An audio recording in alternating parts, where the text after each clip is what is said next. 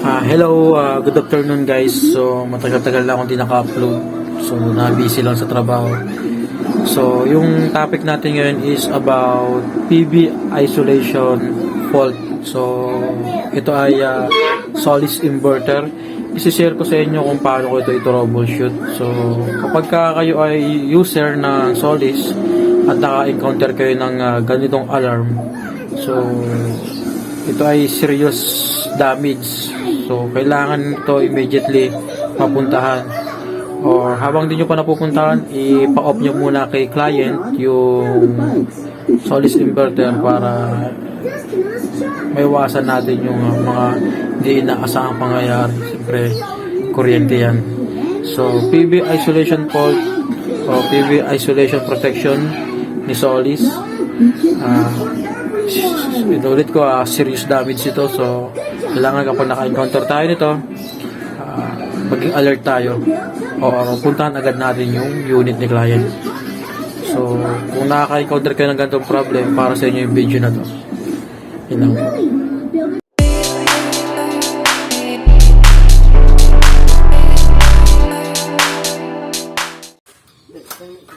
So, ang una namin gagawin ngayon, i-check namin yung isang PV array kung saan yung wire na nabalatan.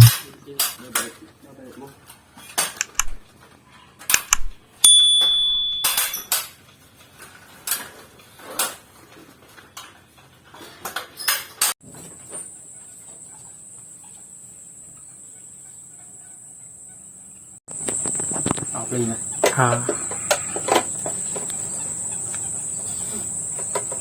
Saan nyo na lahat na pupunta muna ng mga installation.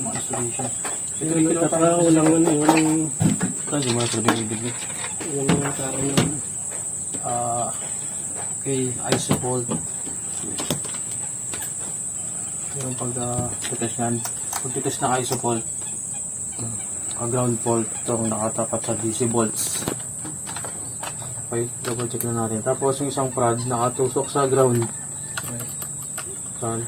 Tusok sa ground, check mo to, itutusok mo to sa positive wire ng solar panel. String 1, meron tayong string 1 at string 2. Okay. So, dapat gradually bumababa yung voltage, yung reading. Ito ako muna ng camera. Okay, tignan natin yung string 1. 20 gram, 124. Oh, 124 volts DC. Naka-off yan. Hindi, naka-off yan. Pero ito, may supply ito. Sa taas. Ito, papunta sa inverter. Hindi siya bumaba, May problema to. Okay. Hindi natin yung string 2. Yan, bumababa. Okay ka lang. So, may tag ba sa taas yan? Normal string, yan. String 1. May tag sa taas. Walang tag yan. Madali na malaman yan kung alin yan. Short na lang tayo ito tapos. Meron niyang volts 186. Dali na yan. Kaso, 229. hanapin natin yung saan po ito. Dito ako magsimula sa konti. Mamaya ito, tanggalan mo na akong string. Supply siya. So ito, mag-confirm to may ground fault to. Ayan, hindi bumababa. Meron siyang 126 volts sa taas. Okay. So, yan ang sususugin natin to. Itong linya na ito sa taas. Hanapin natin yung wire na may problema.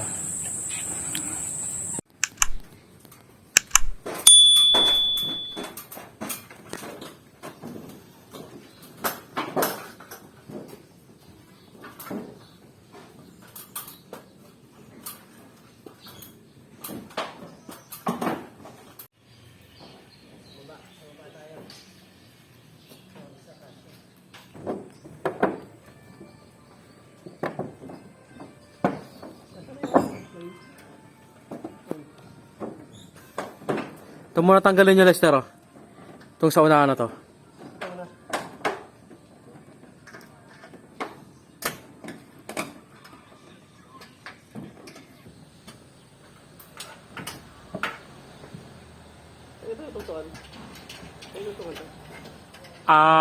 Diyan ka banda sa...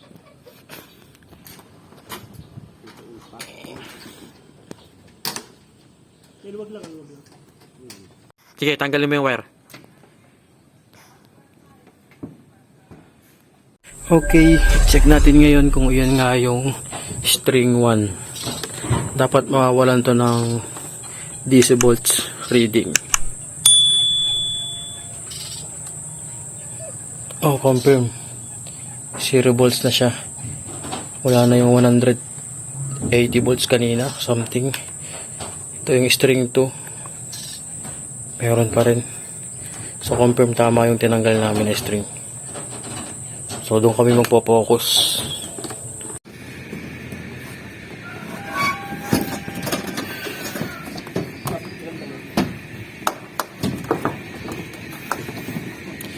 So, yun, tatanggalin namin yung isang array na yan, yung 4 na piraso. Andyan yung problema. So, yung 5 sa taas, wala siyang problema. String 2 yun. Ito yung string 1, yung 4. Check natin physically yung solar panel and yung wiring, kung meron bang nabalatan.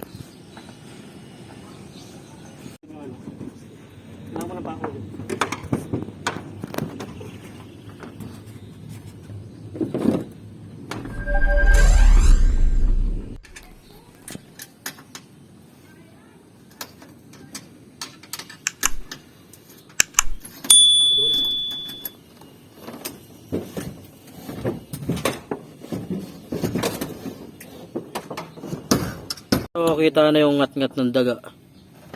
May balat siya. Kita na yung conductor niya.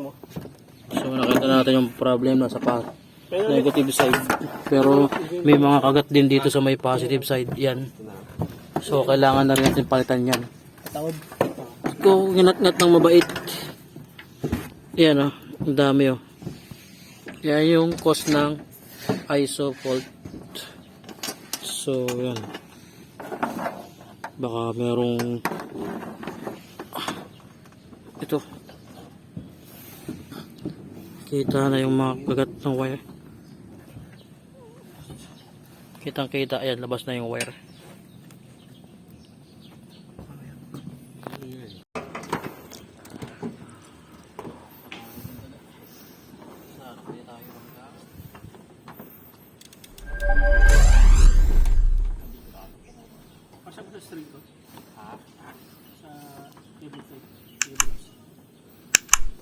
Gagawin tayo.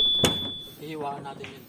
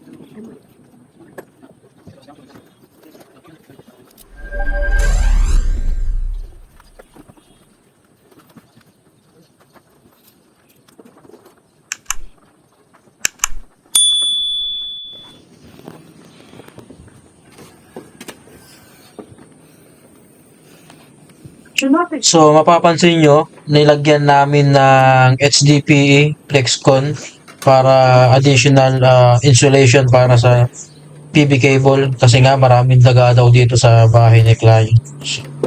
Para lang hindi maulit.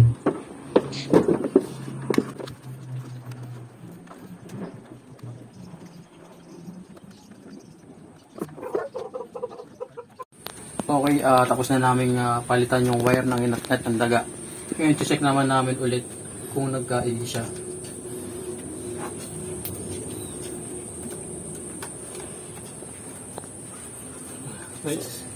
Okay na siya, pero yung testing namin, nakakabit tong jumper ng SPD. Meron pa rin siyang nare-read na 100 volts. So, hindi lang yung wire yung sira, pati itong SPD may problema. Tignan mo to. Ito yung indicator ng red.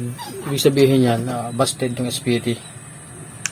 So, kailangan din palitan to para gumana yung inverter. So, yan, dalawa yung sira. PV cable, tsaka yung SPD DC sa string 1. Okay. Okay, dumating na ngayon yung SPD. Kakabit natin ngayon itong SPD. Check ulit natin after mapalit ng SPD. Kasi after namin mapalitan din ng yung may sugat na wire, yung inakit ng daga, meron pa rin siyang leakage.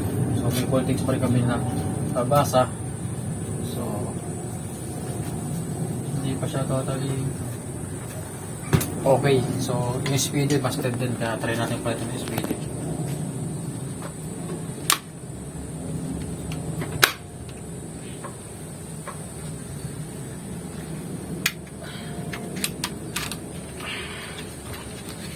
Siya kulay, pagkapansin nyo kulay red, busted po siya.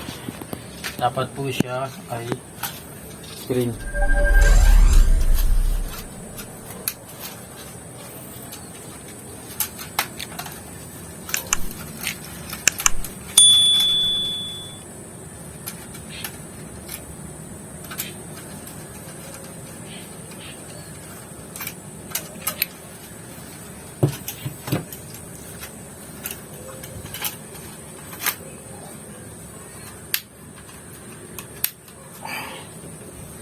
Yeah.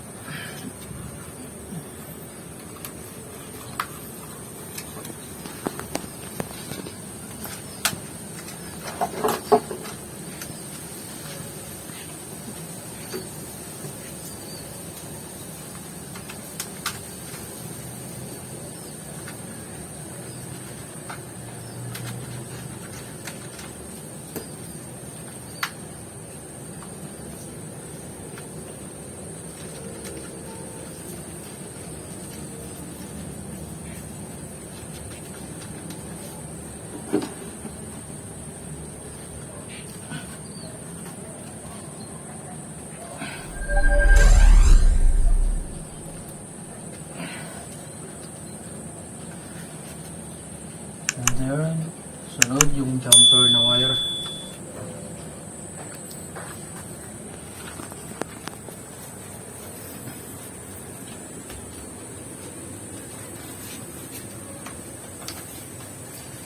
Make sure na tama yung kabit ng wire.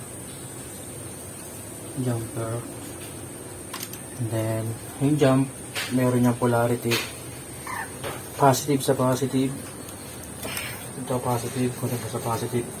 So usually naman yung positive nasa may left side.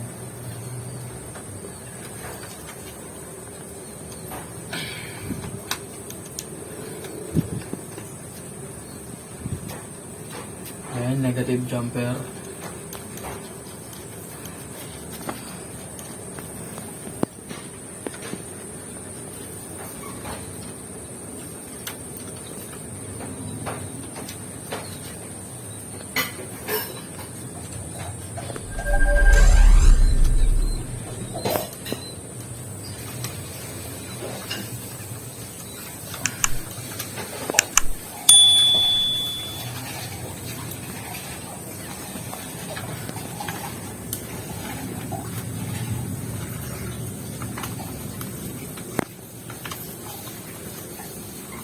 naka-play yan. Nandito lang, dito na rin naman tayo. Kita na natin lahat. Double check natin. Check naman lahat. Yan ngayon, check ulit natin yung ito. ISO port sa ground and then sa positive ng DC breaker. Nandiyan niya wala na. Wala na yung kanyang leak na 100 volts. Kaya sa string 2 wala na rin. Kaya na siya. Diba kanina mayroon siyang 100 volts plus. So 130 volts ata yun. So nung pinadala natin ng SPD surge protection device, okay na. At saka yung wire doon na ningat-ngat ng daga. Ayun, it's time to energize. Check natin yung voltage muna. Check natin yung voltage kung tama. Okay, hindi siya baligtad. Okay, hindi baligtad. And then yung sa AC volts. Cameral ko 240 volts. Okay, pwede natin siyang energize. Una, AC. Wait natin na 1 minute bago natin i-on yung DC breaker. Okay. 1 minuto. So, i-on na natin yung DC breaker. Yan. So, on na.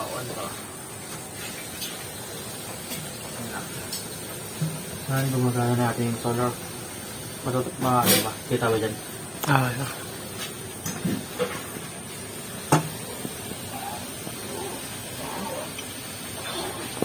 So, sa ngayon,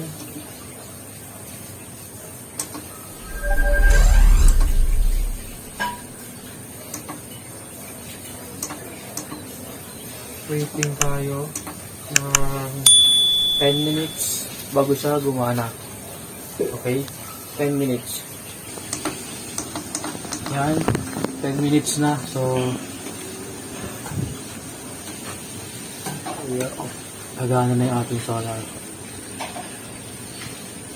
Yan. 300 watts, 1,000 watts. Generating. So, yan kung nakikita nyo. 1,000 watts.